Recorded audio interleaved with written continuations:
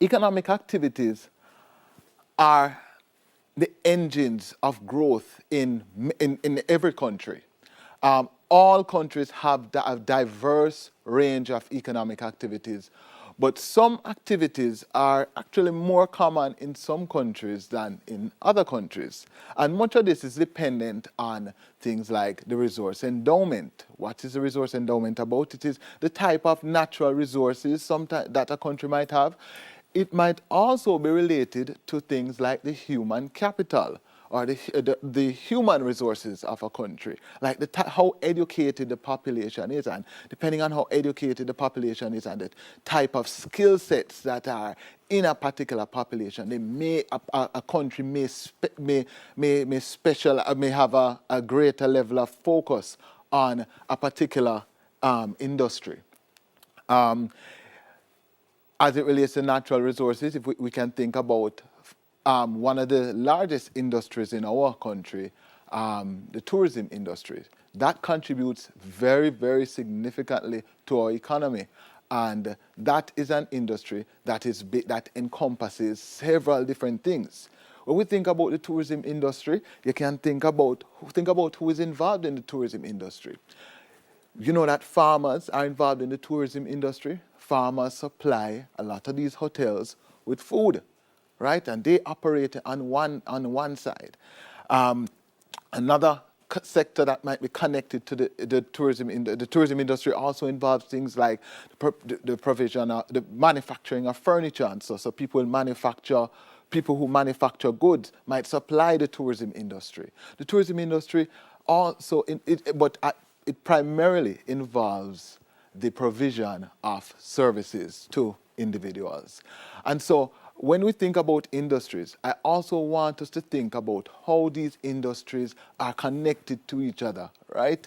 So don't think about an industry or an economic activity as being, standalone. Oftentimes, economic activities link to each other.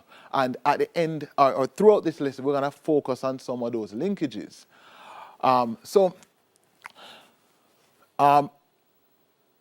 I want you to think about some of the economic activities that take place in your community. Now, in my community, many economic activities might not be very visible. If you think about it, I live in a residential community, but within that residential space, economic activities are still taking place. People walk past my gate selling items. There may be shops in my community. Maybe there are people providing particular services in my community. Maybe there's a hairdresser, somebody offering an extra lessons class in that community.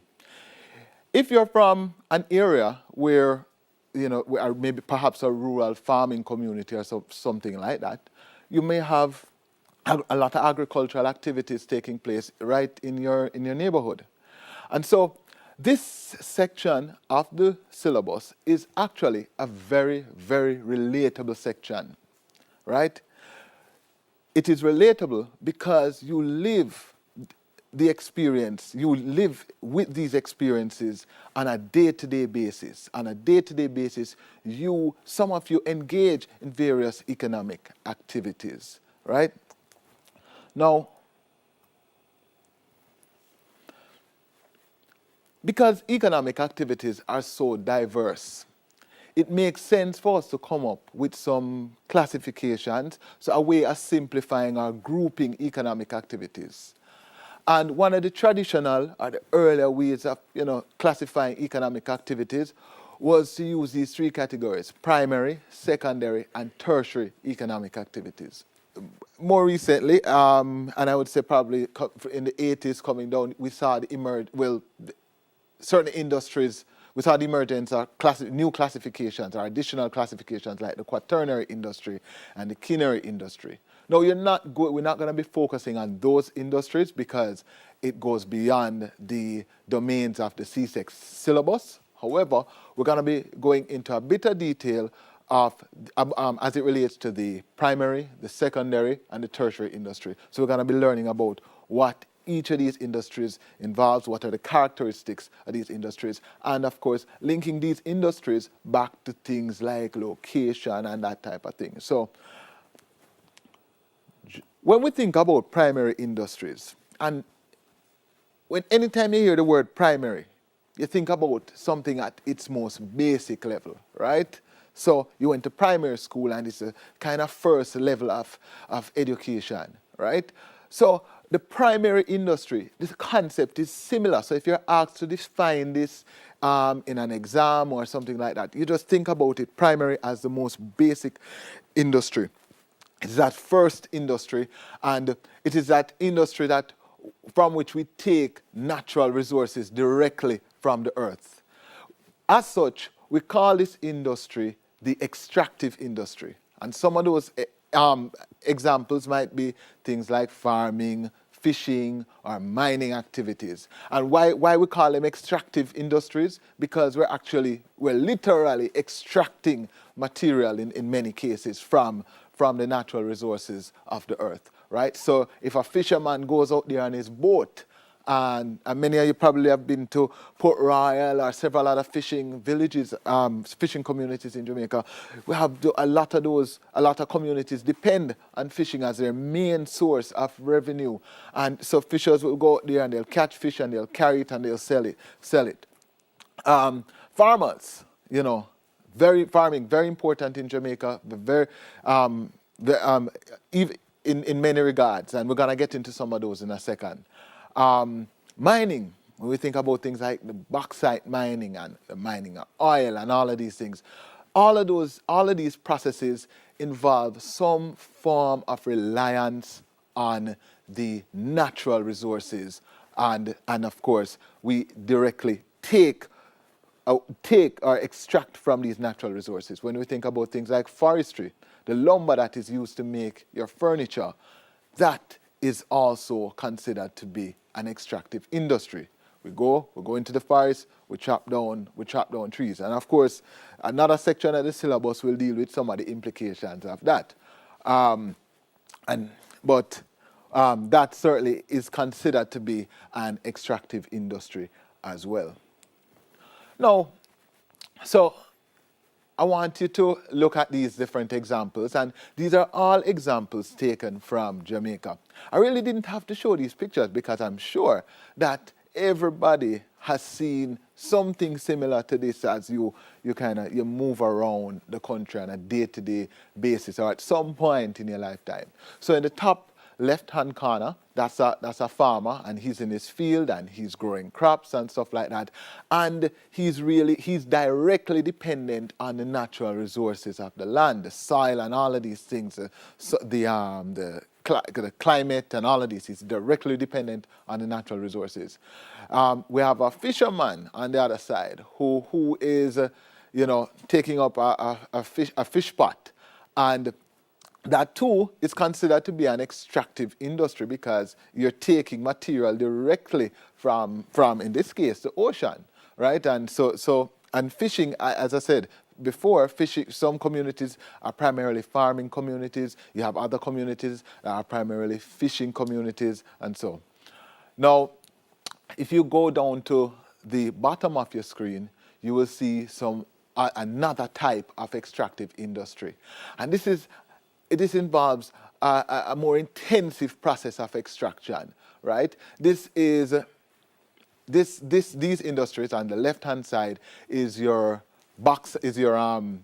a limestone quarry, right? So that's the extraction, the mining of limestone, and some of that material is actually taken and exported to the US and other places, and used as raw materials in the production of things like cement and other things, right? Bauxite is very common, and we have a lot of bauxite deposits in Jamaica. In fact, our bauxite mining has actually declined quite a bit over the years for various reasons.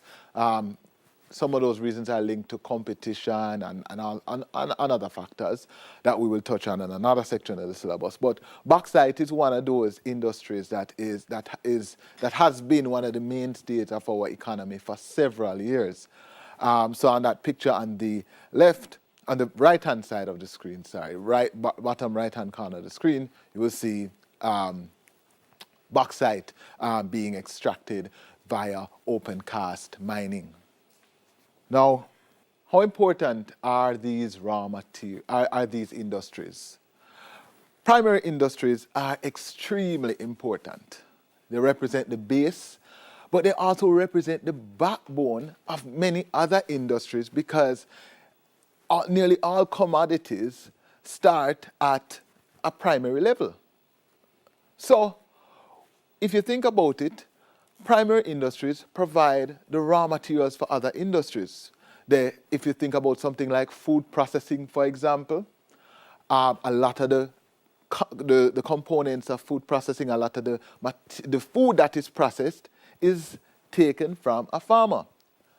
A large company, a large food processing enterprise like Grace Kennedy, for example, they have contracts with farmers and they buy they get supplies from farmers, things like pork and other things. And when they get these supplies, they process them. They add, it goes through all sorts of different processes. They add preservatives, they can it, they do all sorts of packaging and so. But essentially what Grace does is that they create value added to these products. They add value. So crops are sold locally and also exported.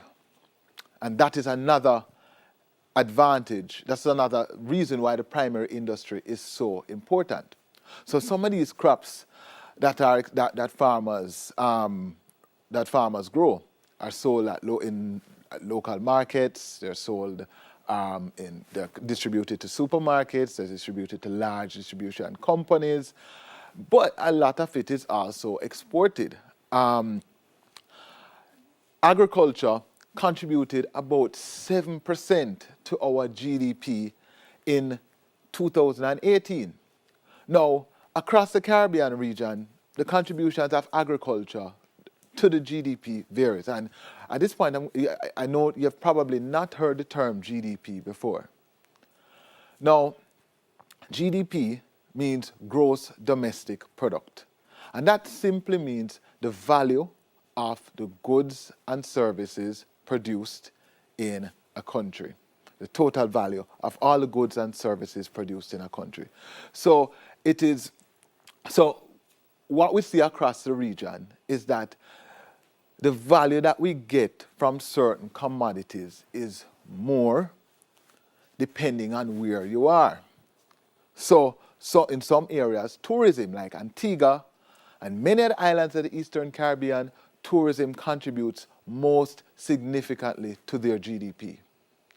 In other places, you might have other sectors contributing to the GDP. In this case, since we're focusing on the primary industry, 7%, as I had mentioned earlier, 7% of the GDP in Jamaica in 2018 was contributed by agriculture, right? That is our largest that is our largest primary industry, the primary industry that makes the most contribution. Now, in many Caribbean islands, and in places like Trinidad, of course, and other areas across the Caribbean, that the contributions of agriculture have declined, but they have also declined in places like Jamaica over the years because the agricultural sector has been challenged. Now, another important contribution of the primary industry is that it involves the employment of people. So guess what? The primary industry, for people that are fishers and farmers and any other career that you can think about, people that work in driving the tractors and operating the equipment on a bauxite, on one of the bauxite pits. These people are part of our labor force. And so, if you think about it, the primary industries provide employment. In fact, in Jamaica, it contributes about 16% of our so about 16% of our total employed labor force is engaged in primary economic activities. Much of this is agriculture. Now, another very important benefit of the primary industries looks at our food. When you think about the food that we eat on a day-to-day basis, the food that makes its way to our plate, the ground provisions, the vegetables, all of these things, these unprocessed foods are sourced locally. Many of them are sourced locally. Of course, we import quite a bit, right? But many of them are sourced locally, and these are an important component of our diets. So the primary industry, particularly agriculture, of course, also contributes to things like our food security. That's a big word. That term really looks at the extent to which your population has access to adequate, clean, safe, and healthy food for consumption. And of course, when we grow our own food, that can potentially enhance our food security. So, I want you to look at this map for a second. And this map shows the production of pumpkin in Jamaica by community. So it shows different communities in Jamaica that produce pumpkin, and you can look at it and you can see the extent to which the production of pumpkin varies. Geographers like to use this big term that you might see at some point in reading the textbook called spatial variation. Spatial. And what does that mean? It just means it just means across space, essentially. How does it vary from place to place, right? And if you look at it, you can see some patterns are quite evident. For instance, if you look, most of the pumpkin that is grown in Jamaica is grown in the parish of St. Elizabeth, right? Now, the tons are reported on your legend, and in most of those communities, the output is between 1,164 and 2,947 tons. So those are the communities in St. Elizabeth, particularly the southwestern sections of St. Elizabeth, south and western sections of St. Elizabeth. Now, overall, Jamaica produces on an annual basis about 53,000 tons of pumpkin. Yams, even more, about 70,000 tons of yams on an annual basis. And these things contribute significantly to the revenue that we get. That we get. So because some of our produce is exported, they also contribute a lot to just the circulation and the movement of money around the country and to the livelihoods of people. Remember that farmers sell the pumpkin. Farmers sell the yam. You have a man who is operating, who is assisting the farmers, and all of these things contribute to the economy of an area.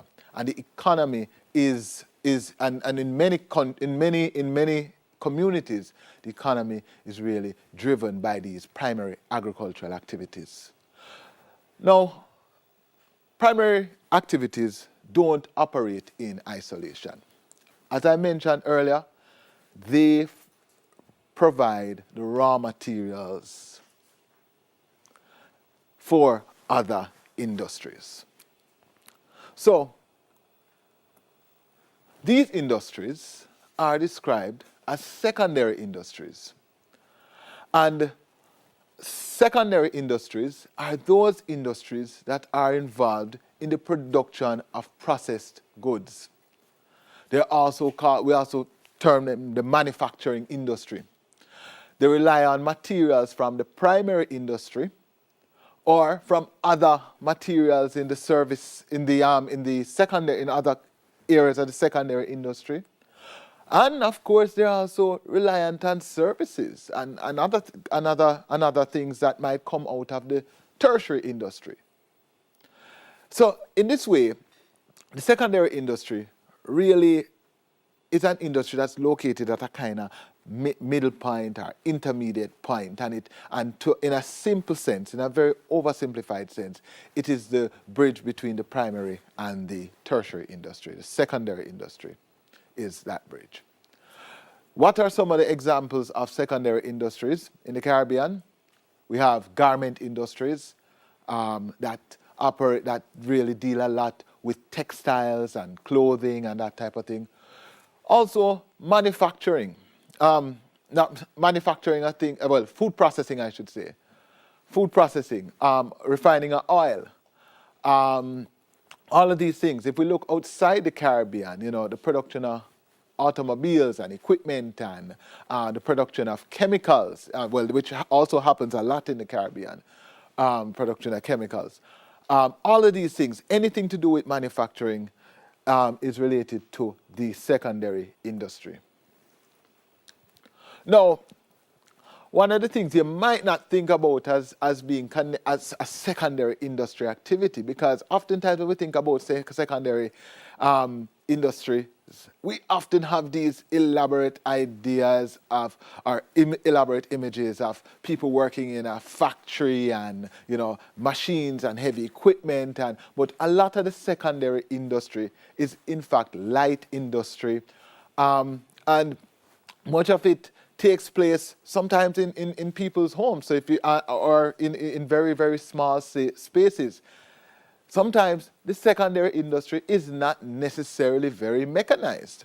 And as in the case of the example that you're seeing on your screen on the left, which is it shows a guy doing basket weaving. Now, the materials that he would have used for that basket weaving would have been extracted from the primary industry. And guess what? It is good. His products, the commodities that he makes, these commodities will be distributed in the tertiary. But let's hold off on that one for a second. On the right-hand side of the screen, you're seeing some women sorting some ackee and so the ackee would be the primary. It would be extracted from the primary industry, and then now it is now a part of the food processing process. Now, when they can these ackees or do whatever type of packaging they want to do with it, whenever they package these commodities, now value is actually added. And what do I mean by value being added here? What they would have bought the ackees for, if an ackee is valued at X, right? X per dozen. By the time it goes through the second phase of processing, it is going to be valued at X plus something, right? It's going to be valued more because of all the other raw materials that have been added to it. And also because of the labor inputs and all other inputs that come into it at this stage. Secondary industries are extremely important. They provide commodities for distribution on the local or international market. So, of course, a lot of the things that we produce, we can sell them, they're sold locally or they're exported. For example, Trinidad is the largest exporter of manufactured goods in the Caribbean. Now, secondary industries are also very important as it relates to the revenue that they generate from many Caribbean countries. Approximately 8.5% of Jamaica's GDP is from the manufacturing industry. Now, of course, this varies. Many Caribbean countries don't have very developed manufacturing sectors, right? They are very different from countries in the Far East, China and Malaysia, and some of those other countries that we call the Asian tigers. They're very different from those countries. And that is for various reasons. One of those reasons being, just the cost of energy. And the cost of energy tends to be higher in islands. It tends to be higher in places that you don't actually have that have to import fuel, right? But when we talk about islands, one of those islands that does not have a high energy cost is Trinidad. And because of that is because Trinidad actually has oil. And they use a lot of this oil. That oil mining would be part of their primary industry. And the refining of oil now, the oil extraction is primary, the refining of it would come under the secondary industry. But that energy is actually used to drive production in this country. And so you saw that figure of Jamaica's production, of Jamaica's manufacturing sector contributing about 8.5% to GDP. Guess what? In Trinidad, it is much more. It's more than twice Jamaica. It's about 16% of their GDP. They get about 16% of their GDP from the Caribbean and from manufacturing. And of course, as I had mentioned, a lot of their manufactured goods are actually exported. They provide materials for the tertiary sector. So a lot of the stuff that you see in the tertiary sector is made in the secondary sector. They also provide a lot of materials for other components of the secondary sector and the primary sector, right? The fertilizers that are used in agriculture, right, the process of producing that fertilizer, right? The factories that produce that fertilizer, they would be considered as part of the secondary industry.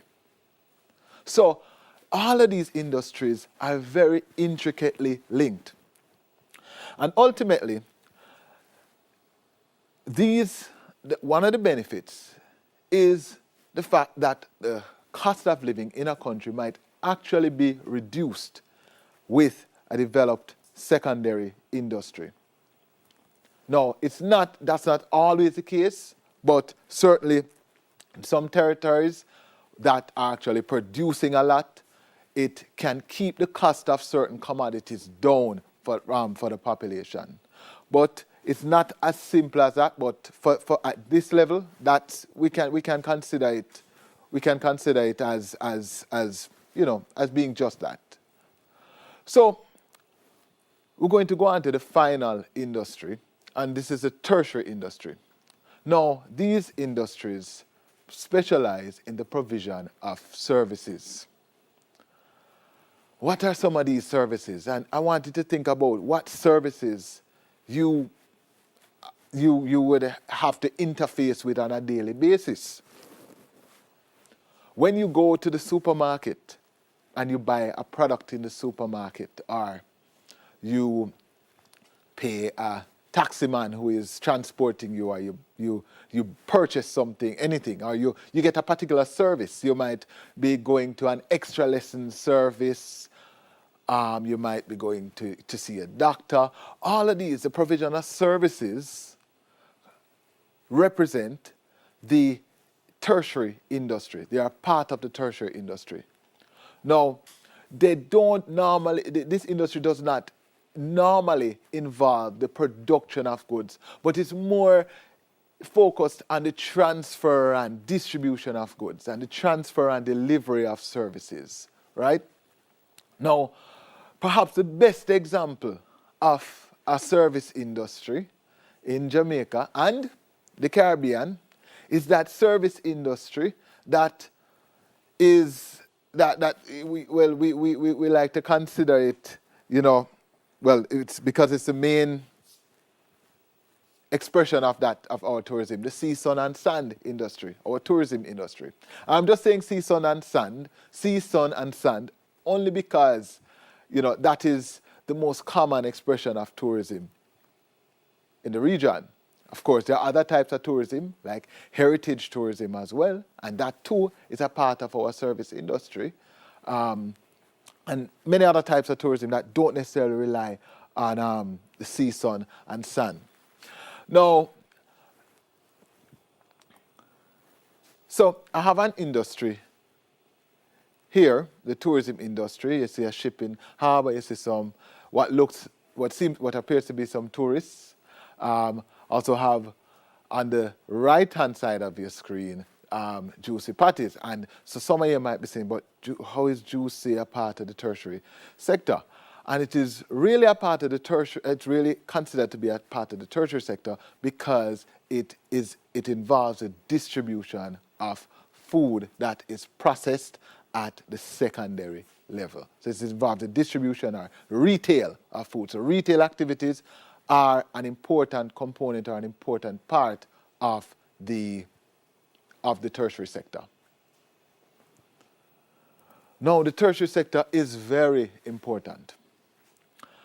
Of course, they contribute a lot to the foreign exchange earnings and to our GDP. And remember what I said GDP was? It is the total value of goods and services produced in a country, our gross domestic product.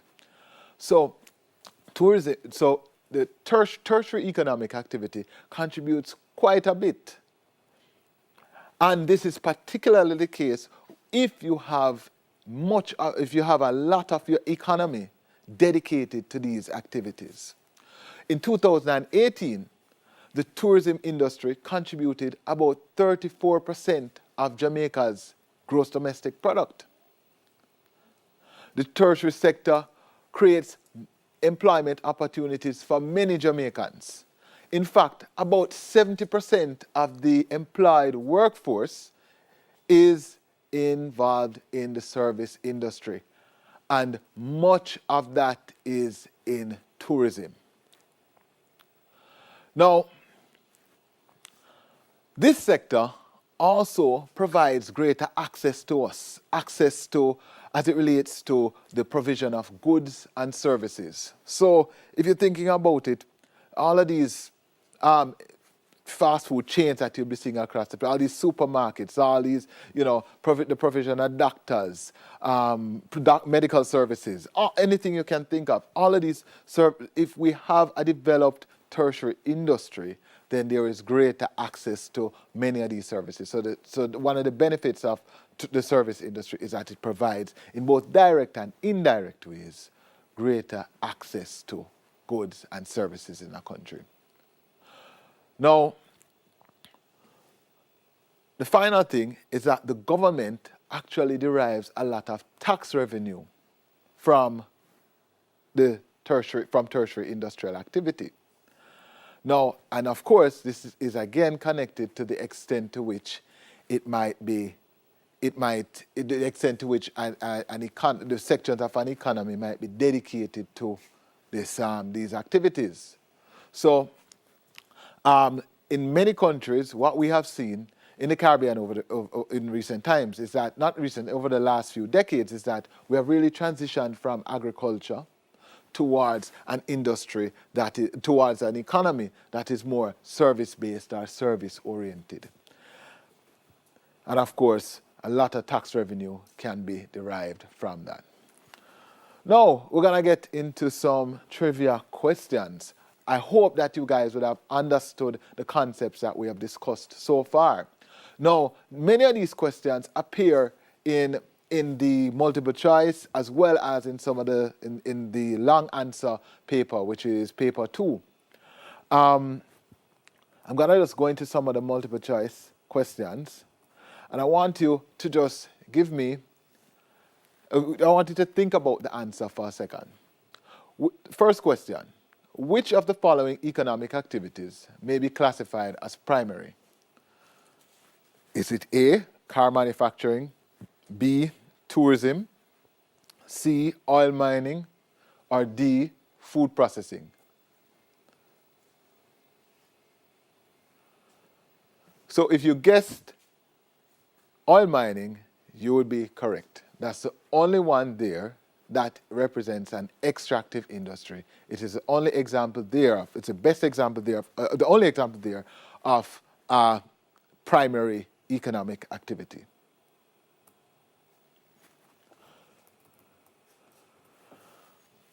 Which of the following is the most important consideration in the location of primary industries? Now, this is something that I actually should have mentioned a little bit earlier, but you might have picked it up from our discussion. Because primary industries are so reliant on natural resources, they're so dependent on natural resources, and of course that's why we call these extractive industries, and they're extracting directly and in various ways from these natural resources. It often means that many primary industries need to locate close to these resources, or at the resources need to be at the location of that activity. So to answer the question, which of the following is the most important consideration in the location of primary industries? Would it be power, labor, transportation, raw materials? And it would be the raw materials.